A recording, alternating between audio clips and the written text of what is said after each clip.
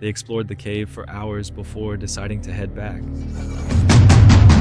The same narrow slot that had been a breeze to descend now became an inescapable trap. His friends tried to pull him free, but gravity was no longer in his favor. Finally, in a moment of desperation, someone suggested an unconventional solution.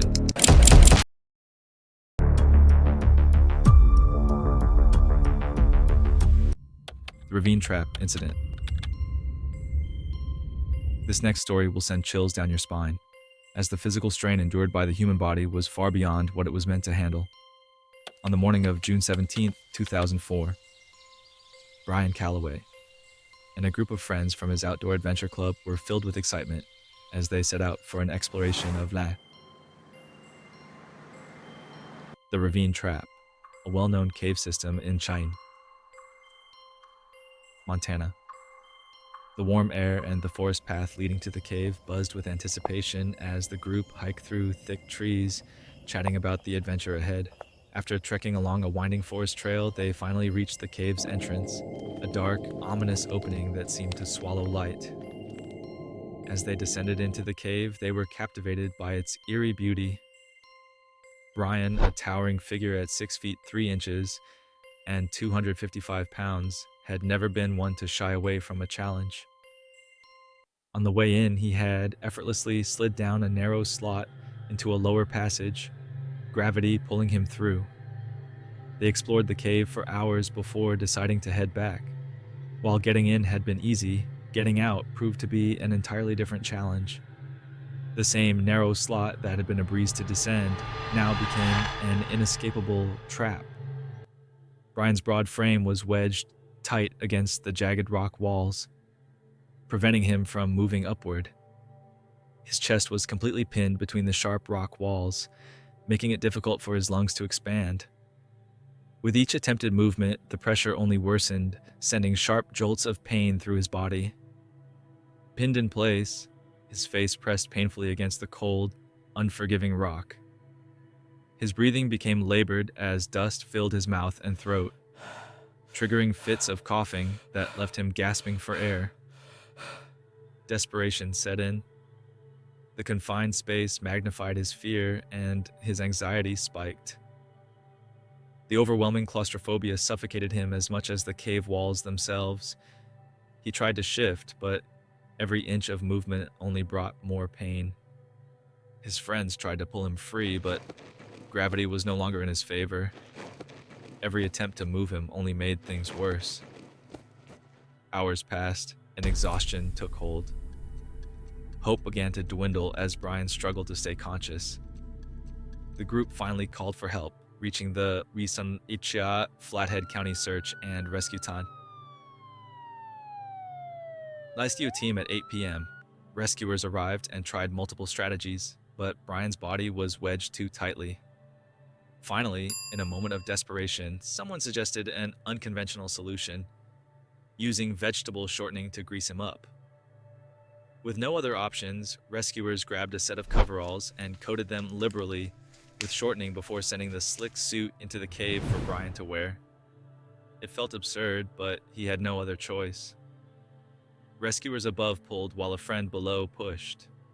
The grease began to work, inch by inch. The rock walls began to release their iron grip.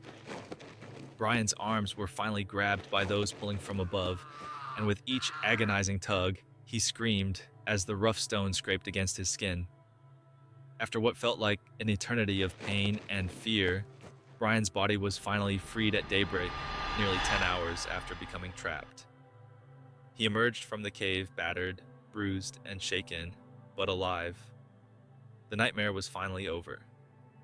Later, when asked about the horrific experience, he responded with a weary smile. "I might go caving again someday, if I knew the holes were big enough," adding a bit of humor. Laro ignored a mandatory national forest closure due to extreme fire hazards. The couple's reason for being there wasn't entirely clear, but after a few feet, he switched to descending hand over hand, but his grip was slipping, and soon he lost control. His girlfriend rushed for help, but –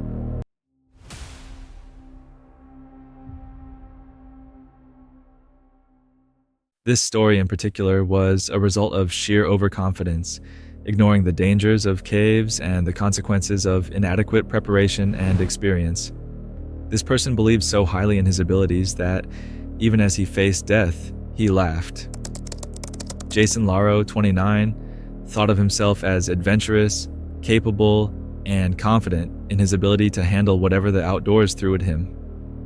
He had taken his girlfriend on a few small climbing outings in the past and convinced her and perhaps himself that he knew what he was doing.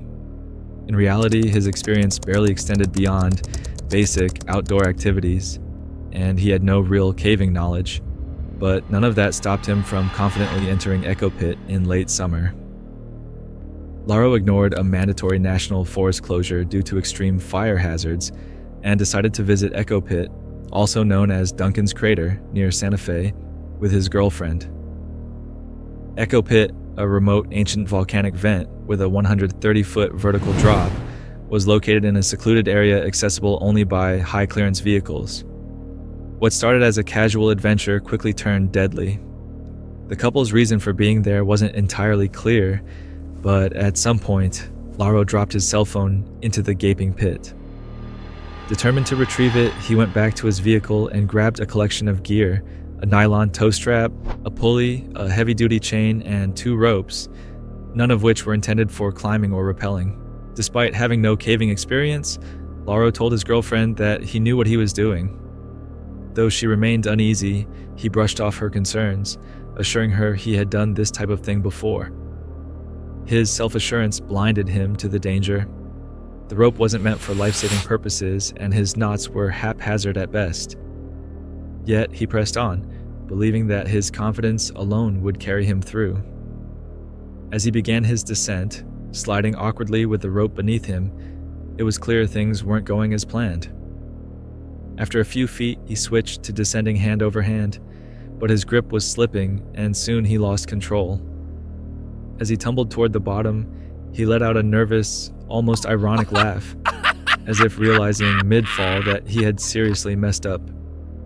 He landed hard on a ledge, but somehow the absurdity of the situation made him laugh again. His girlfriend, still watching from above, heard his voice echo up from the pit, full of misplaced humor. She recalled that Jason was laughing all the way as he fell to the bottom. However, the laughter soon gave way to grim reality. At first, he joked about breaking his arm, trying to reassure both himself and his girlfriend that he was still okay. But moments later, his voice changed. Pain radiated through his body, sharp and unrelenting. His back began to seize up, and he quickly realized something was very wrong. As minutes passed, numbness spread through his body.